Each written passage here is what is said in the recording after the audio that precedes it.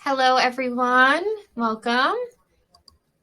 I would like to take a moment and welcome everyone to today's webinar. Today, we're going to be talking about the human resource hot topic of onboarding and retaining our workforce.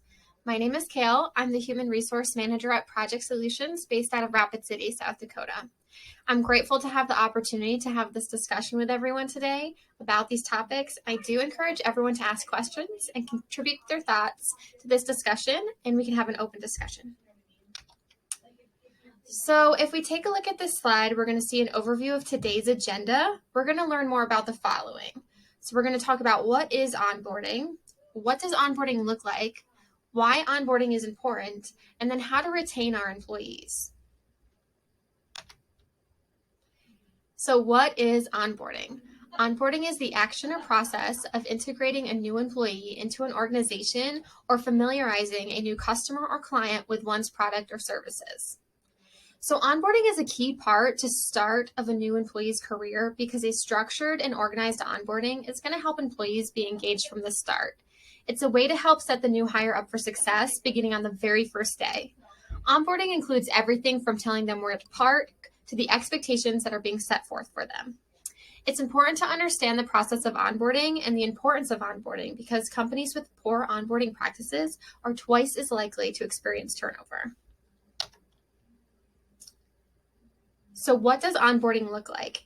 You want to ensure the new team member has everything they need to be successful from day one. Organizations with a standard onboarding process experience a 50% greater new hire productivity. So on this screen here, you're going to see a typical onboarding framework. This includes the pre-boarding, mentorship, and the 30, 60, 90-day check-ins. So many people have heard of onboarding, but few understand the importance of pre-boarding. Pre-boarding is a great way to ensure you're organized and everything is ready for the new employee to help hit the ground running right from day one. It helps eliminate the amount of any obstacles that they or you may run into during the first few days. Onboarding mentors should be patient and understanding. As they're new to the company and still trying to figure things out as they go, having a mentor is going to help them with the integration of new employees to the company and understanding the culture of the company. And when we look at formal check-ins, they're important to ensure the employee feels comfortable with their new position and it gives them time to assess what improvements could be made. During these check-ins, you're going to want to ask questions like, what's going well? What roadblocks are you running into? Do they think that they have all of the tools to be successful in this role? And are there areas where improvement is needed? Next, we're going to talk a little bit about new hire information. So getting the new hire forms completed correctly are a vital part of the administrative side of onboarding. New hire forms include, among others, some of the following. So the W-4 and W-2s, the I-9, and then you need to know if you have to report to E-Verify. So in every state, federal contractors and any of their subcontractors with qualifying contracts contain the FAR or Federal Acquisition Regulation E-Verify clause, and they're required to use E-Verify. So the specific details of E-Verify requirements are going to vary by state. So to determine if your business is required to utilize E-Verify, you're going to want to check with your local, county, or state government laws. Something many employees and employers may not know is that employees' I-9s cannot be stored with their personnel file. To protect against any sort of discrimination claims, you want to keep those I-9s and supporting documents in a separate file completely. There's also going to be new hire sheets. They should contain the employee's name, social security number, date of birth, emergency contact, and other general information. You're going to want to look into the policy sign-off sheets, whether it's your employee handbook, your at-will policy, confidentiality policy, and any non-competes that your organization may have.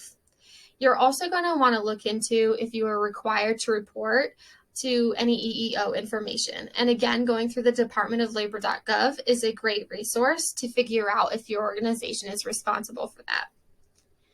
So many of these forms you can accomplish before the new employee's very first day. If you choose to complete the new hire forms within the employee's first 3 business days, you want to ensure that all paperwork is ready to go so it's a quick process and they can spend more time on the training rather than filling out the paperwork.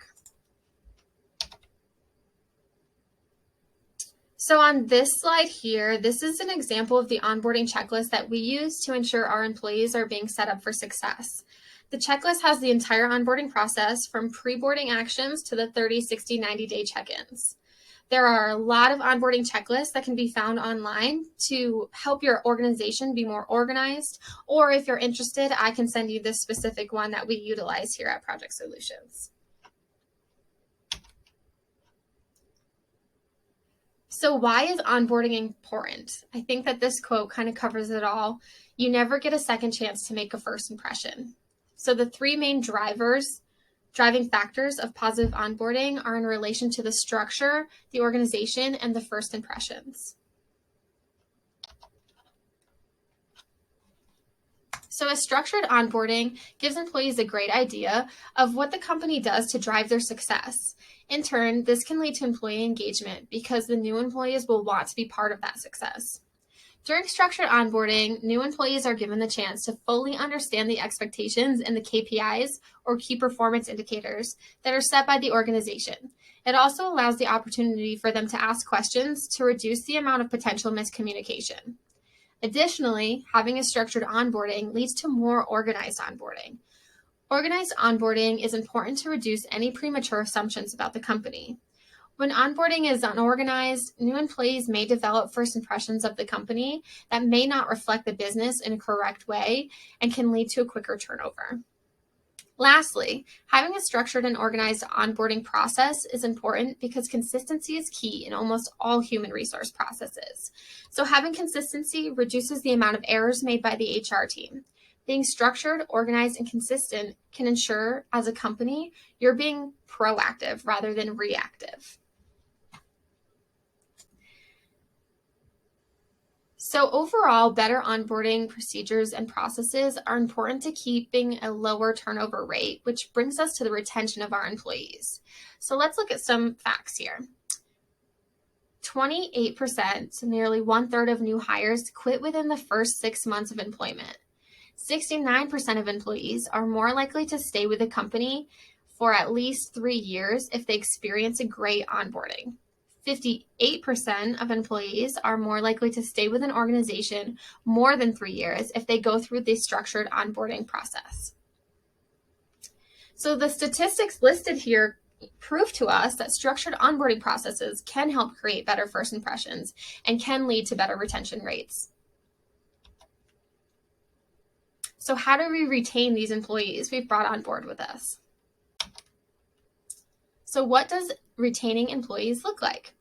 First, there's training and development. Training and development are a great way to retain employees as well as help the company with increased productivity and better performance.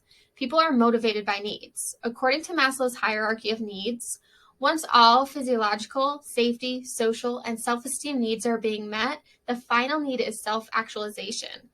Examples of this are growth, advancement, and personal creativity. People like to learn new skills to feel more competent and have a sense of accomplishment. New skills can bring new perspectives towards the employees' jobs and more loyalty towards a business because they are meeting those personal goals as well as the company goals. Motivation plays a vital role in any employee's satisfaction, which in turn leads to employee retention. Connecting the goals of the business and the employee is important because if they don't align, the employee may not be as motivated. Another way to boost motivation is reward and recognition. An example of this would be passing around a trophy to your different departments or individuals that performed really well during their monthly or quarterly meetings. This would be a good way to praise the employees that have done a great job and help motivate employees to do well for their next period of performance. Creating a positive work environment where employees are happy and appreciated can really go a long way. Employees that are engaged are 5 times less likely to leave their job. Rewards don't always have to be monetary. People like to be recognized so that they know that the work that they're doing is important and relevant.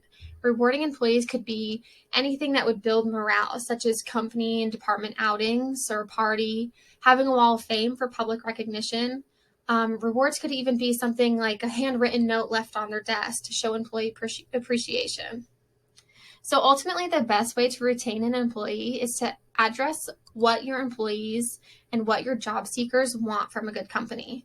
Is it benefits, competitive pay, flexibility, personal development? purpose in their position, and a positive work environment. These are just a few examples of what people are looking for when joining an organization. We go to the next slide here, and a survey on the impact of continued education for employees. 34% of employees who left their previous job were motivated to do so by more career development opportunities. So 2 huge factors of retention of employees are through career development and employee engagement. So now we're going to talk about employee engagement and some of the benefits an organization are going to see as a result of strong engagement. So one is going to be increased employee productivity. So research shows that engaged employees are 17% more productive than their peers. They're more likely to work diligently and expend discretionary effort in their jobs. Another one is going to be that higher employee retention we've been talking about. Engaged employees don't have a reason to look elsewhere for their work. Engaged employees turn over less often because they know they will be recognized for the contributions, they see opportunities for professional growth and career development, and they understand when organizational change happens and why. These 3 pillars enable employees to connect to the present and the future. Also, increased customer satisfaction. So 72% of executives strongly agree that organizations with highly engaged employees have happy customers. So engaged employees care deeply about their jobs and thus their customers. With employment engagement, there's often lower absenteeism. When employees are committed to your mission, they're going to show up. So highly engaged workplaces see 41% lower absenteeism. Organizations are also going to see better employee health. Engaged employees are less likely to struggle with weight issues, less likely to suffer from chronic disease, more likely to eat healthier, and more likely to exercise. Having healthier employees ultimately positively impacts your bottom line. There's going to be decreased workplace injury. So engaged employees are more aware of their surroundings and can focus on the task at hand. Research has shown that 70% fewer safety incidences occur in highly engaged workplaces.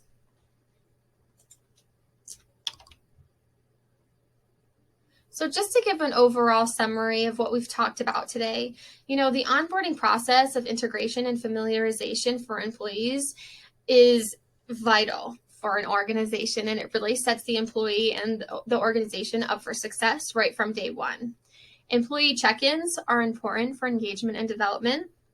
Communication of expectations for new employees is important and vital to the organization. When talking about onboarding, you really want to be proactive rather than reactive when it comes to the process, which of course includes the pre-boarding, the onboarding, and then the 30, 60, 90-day check-ins. And then employee engagement and development is a vital way in retainment looking forward as you're wanting to grow your organization and retain your employees. So, that being said, I wanted to thank everybody for taking the time to join us today. If you have any questions, I've linked my email here. Please feel free to contact me if you're looking for any resources. Project Solutions is always willing to speak with you and help find resources for your human resource side or any other side of the business that you're looking for help and more information in. And then we also just have our resource page here. I would like to point out the SHRM page, another great resource for trying to learn more about human resources. There's a lot of interesting articles on there containing information about onboarding and retaining employees. Thank you. I hope you all have a great rest of your day.